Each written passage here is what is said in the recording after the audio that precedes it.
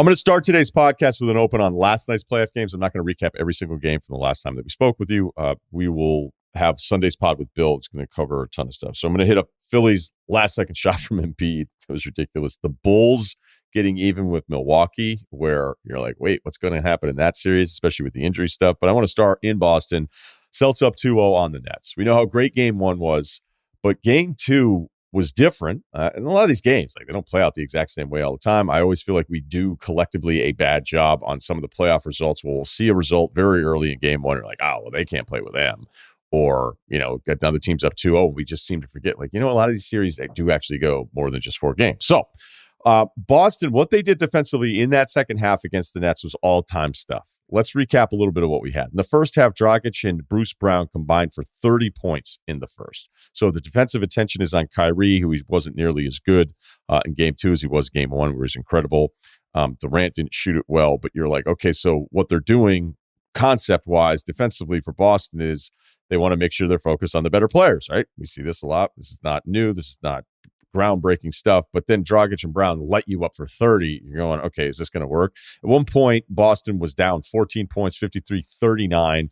And at the half, the Nets were up 10, 65-55, right? So, and by the way, the Nets were out rebounding them. So there was just all sorts of stuff as you're watching this thing play out, going, all right, Tatum's not shooting that well. The secondary guys for the Nets are killing the game plan, and the Nets are out rebounding. However, in the second half, what the Celtics did defensively, and really even more so in the fourth quarter, was all-time stuff. That extra gear that you have. Because as I've done with NFL segments in the past, like that whole open I did on things being hard, the reason you go back to your sideline after going 3 and out 3 times, going, hey, keep fighting, keep fighting, keep fighting. We've got a chance.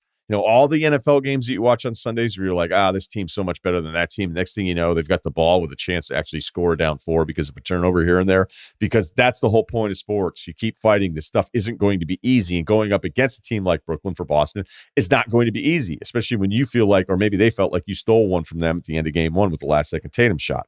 So Boston has this defense that allows them to probably, no matter what the situation now, despite this group not having, you could call it the Eastern Conference Finals in the past, but you understand the point of how much playoff success have you had, where those teams that have had bunches of years where they've had nice runs, maybe even a title sprinkled in there somewhere, there's this default position of confidence that you're going to have as a team, as an athlete. We're like, all right, we're okay here. And Boston showed that with not really having the same profile as some of these other more accomplished teams in the past, because they know with their defense, they have a chance. Look, the Nets took 15 long twos in the second half.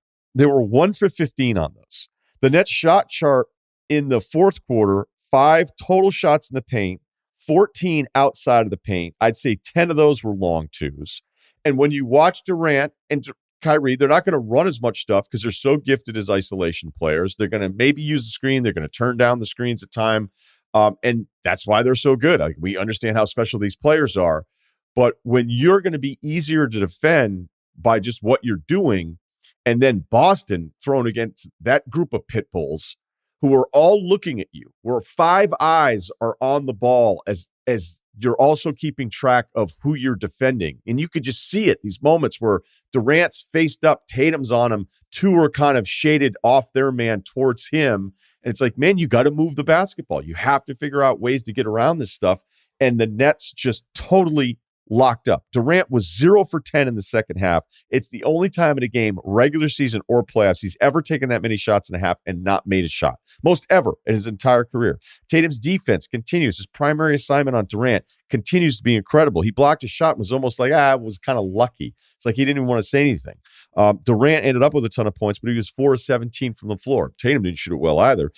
Durant took 20 free throws. That's why the final overall number looks okay. It's almost like Boston's going to go, we're going to beat on Durant so much in this series that even if he takes a ton of free throws, it takes them out of their rhythm. It reminds me of something that Durant said in that sort of revenge game where Ben Simmons showed up with Brooklyn but didn't play. It was Drummond against Embiid. The Nets won that game. And then Durant said, even though they were beating us early on, I felt like them taking a lot of free throws took them out of their offense. It's something that I paid attention to since Durant said it, because I think it's really smart. And maybe you're taking a million free throws, everybody else just kind of stops doing what you're doing. It's almost like isolation basketball, but it's at the free throw line. The other part of this too, Kyrie just, I don't know if it was good. I don't know if it's fair to say it's because of everything he's dealing with Ramadan. I don't know that it's fair to make that the only excuse as well. Sometimes really great players have bad basketball games. He was a no-show for the entire thing. So we could talk about the Celtics having 7 guys in double figures. We could talk about Peyton Pritchard having 8 points, I think, in the fourth quarter. He's incredible. Yeah, he did have 8 points in the fourth quarter.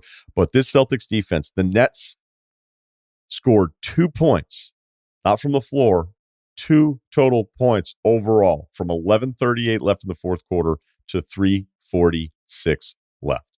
Domination defensively by the Celtics. Let's take a look at the 76ers, now up 3-0 with their overtime win at Toronto. Embiid, 7-10 in the regular season at Toronto. Expand that out to the playoffs prior to last night. He was 8-13. He was terrible in the first half. He had 5 points, 2 free throw attempts, 4 turnovers. And something can happen to this Philadelphia offense if the free throws just aren't there for him that night. Same thing with Harden. He wasn't taking a ton. Drake apparently said to one of Embiid's teammates, he can't play here. Drake said that. Said he can't play here. Well, Embiid had 18 points in the third quarter. He gets the win. There was something that happened on that last second shot that was really, really interesting. They ran something where Embiid was catching it almost from the left elbow extended. He had Precious, who, you know how much I like Precious, Achua defending him, and Embiid waited, and he got the ball knocked out of his hands. They're like, oh, here's the part of the Embiid argument that, is a fair one. And Sixers fans are like, this happened. He just waited. Harden had fouled out. Harden had really, late in that game. I wasn't quite sure what the plan was, but there's so much attention to Harden and Embiid that like Maxey and even Tobias are going to have moments. So there are some options here for Philadelphia offensively. I mean, when you think of those 4 guys, that's really good.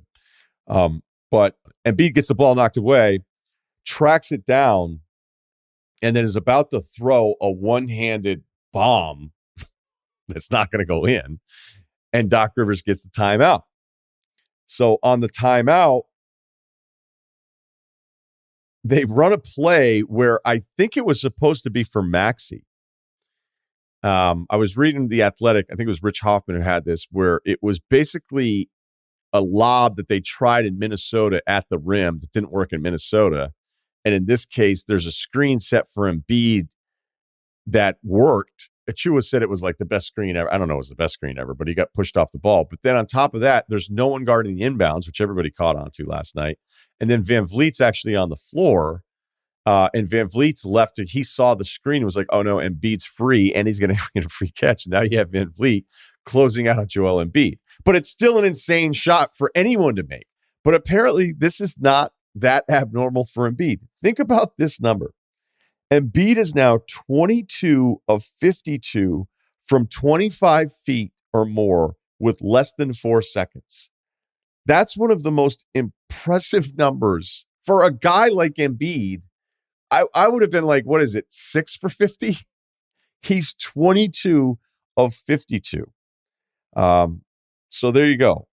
And the Drake thing, whatever. And then he's out there walking through the tunnel with Embiid, hanging out with his buddy after the fact. I mean, we kind of get the Drake part of it. Tunes are great though, right? Embiid in that Toronto series back in 2019, he had some bad games by the standards of what we would think for Embiid. Remember, Jimmy Butler's still on the team too, though. But it's 16 points, 12 points, 11 points, 13 points, 17 points. That's 5 of the 7 games. Those are his point totals. And after Kawhi hits that shot and they show Embiid emotional, I never, people can clown on you and shit. That meant everything to me. I'm like, this is great. I love that he cares this much. I love that it matters this much. So for him to go up to Toronto, a place he hasn't won a ton of games, where his playoff history wasn't terrific in that series, and again, in a really tough Game 7 loss, to see him get the game winner after one of the worst first halves he had all season long, it was incredible. I'll leave out the rest of the social media debates after the fact with Embiid. Final one. Bulls even the series at Milwaukee, 1 apiece. DeRozan goes for 41. Giannis with his pedestrian 33, 18, and 9. Milwaukee, look at this series of numbers here. Milwaukee won the rebounding battle. They took 16 more free throws. They did miss 11. They shot 46 and 39% from the floor and 3, and they still lost to a Bulls team that, let's not kid ourselves, as we've talked about for months now on this podcast, they just haven't been very good. Now you can say, well, they got Patrick Williams back. Oh, they got Alex Caruso back. There is a part of me, yes, defensively with Milwaukee, who it was basically it was a part of their profile where we just kind of collectively overlooked it. And like, maybe they're just sort of coasting. We've talked about this before, but Milwaukee did not play defense statistically to the standard that we'd expect of them. That hasn't really been the case in this series because it's not the slowest pace series. That's been Philly and Toronto. But this isn't something where Chicago all of a sudden is lighting up a defense that now all of a sudden we have to be warned about, right? And the whole point that I'm trying to make with this is like, what if Milwaukee was getting torched in a first-round series against a Chicago team that the last month or so of the NBA season was one of the worst 5 or 6 offenses in the NBA? So that would be a real thing, but that's not really how these numbers are playing out. I think there's a couple things that are happening. We're being reminded that DeRozan can go off at any point. Levine could also do this as well. Vooch is keeping you honest offensively, even if you're worried about it defensively. But Caruso adds an element of all these different plays where even 2 of the biggest plays last night, it looks like the Bulls are going to blow this one. It went from an 18-point lead to a 3-point lead. But then Chicago responds to start the fourth quarter with a 9-0 run, bunch of turnovers from the Bucks again. They've done a bad job of taking care of the basketball. But then now it's 112-109. So the whole time I'm watching it, I'm just kind of expecting the Bucks to win this game and figure it out because I think they are a much better basketball team. Reminder, though, Portis had left the game in the first quarter. Middleton left with an MCL thing that I'm going to get to here in the fourth quarter. So he had played a bunch of minutes. Caruso was locking him up at different times. But Caruso's just impact of a guy that's out there, it's almost like, like those little rubber balls when you were a kid, and if you just had one and you just chucked it, you had no idea but it was going to impact stuff. Stuff was going to happen. And I would say with a rubber ball, it's not always positive for everybody that's involved. But for Caruso, when he is out there, he has that kind of impact that like, all right, he's out there, and now everybody else is going to have to deal with the stuff. But it always seems to be positive for the team that he's playing on. And as the Bulls are up 112-109, still time left, shot clock still on, DeRozan misses a shot. Caruso gets the offensive rebound. They ended up with another offensive rebound, which is a weird play there because Connaughton went to foul DeRozan, where DeRozan made the layup that basically put the game away. And then Connaughton looked at the official. That was a mistake by Connaughton because the shot clock still was on because it only reset to 14. I think there was 23 left in the game clock, and then Connaughton goes to foul. Probably should have gotten the call. Looked at the ref. How come you give me the call? And it's like, well, the ref's like, you don't actually want that foul there. None of that mattered. It didn't mean anything. All right, final thing here on the Open.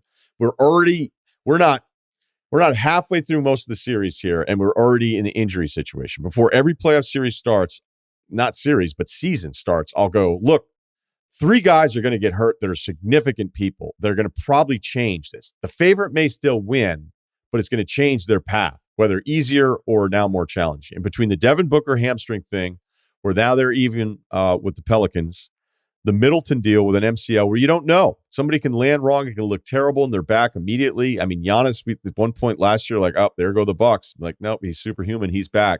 And the Luka lingering calf thing, although I do expect him to play in this series against Utah, that's 3 major components.